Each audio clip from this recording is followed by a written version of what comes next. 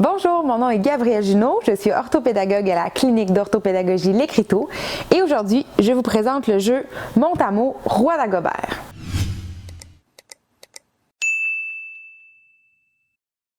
C'est un jeu qui s'adresse à des enfants de 4 à 7 ans. On peut y jouer de 2 à 4 joueurs et les parties sont d'une durée d'environ 20 minutes. Le jeu Roi Dagobert permet de travailler le raisonnement mathématique, les stratégies de calcul ainsi que la mémoire. Alors, pour y jouer, il y a 2 niveaux et 2 façons. Le premier niveau est celui avec les pommes, donc où les joueurs auront tout simplement à compter un nombre de pommes et à l'associer à la bonne porte. Et l'autre niveau se fera avec les chiffres, où les joueurs vont devoir faire des équations mathématiques en utilisant le symbole plus ou moins pour également être en mesure d'ouvrir les portes. Au tout début du jeu, chaque joueur reçoit un roi Dagobert qui n'est pas habillé. On va devoir piger une carte tête, une carte corps et une carte pied. Pour être capable d'habiller notre roi, on doit ouvrir les portes des châteaux. Pour ouvrir les portes des châteaux, il y a la version avec les chiffres, donc par ici 2, 6, 9, 5, mais nous avons également de l'autre côté la version avec les pommes. Donc pour les plus petits, on va utiliser cette version-là car les enfants vont tout simplement devoir faire correspondre le nombre de pommes avec le nombre de pommes des portes ou commencer à utiliser les équations mathématiques. Je vais vous l'expliquer dans quelques instants. Alors, si on utilise, on va commencer avec les pommes. Donc, si on utilise les pommes et que toutes les cartes sont retournées, je vous les avais mises du bon côté pour que vous puissiez les voir, mais chaque joueur va piger 4 cartes pommes. Il va pouvoir les retourner sur la table. Et ensuite, au début, quand les enfants ont 4-5 ans, bien entendu, on n'est pas rendu encore au niveau des calculs et des équations mathématiques. Le simple objectif est de faire correspondre le nombre de pommes affichées avec celui d'une porte. Donc, dans ce cas-ci, nous avons 4 pommes.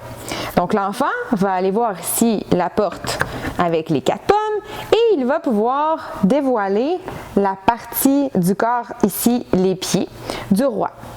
Le but du jeu est d'être le premier à habiller son roi.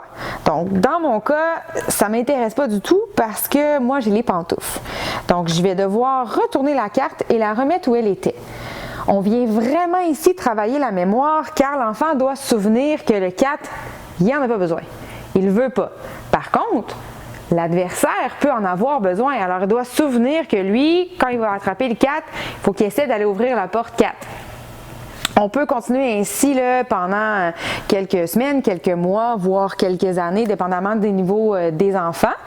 Et au fur et à mesure que l'enfant progresse, on peut continuer d'utiliser les pommes, mais cette fois-ci, de faire des équations mathématiques. Je peux prendre le 4, utiliser la carte équation qui contient un plus ou un moins et décider de faire des calculs. Donc, par exemple, ici, 4 plus 5 fait 9. Donc, dans ce cas-ci, on va pouvoir aller ouvrir la porte avec le numéro 9.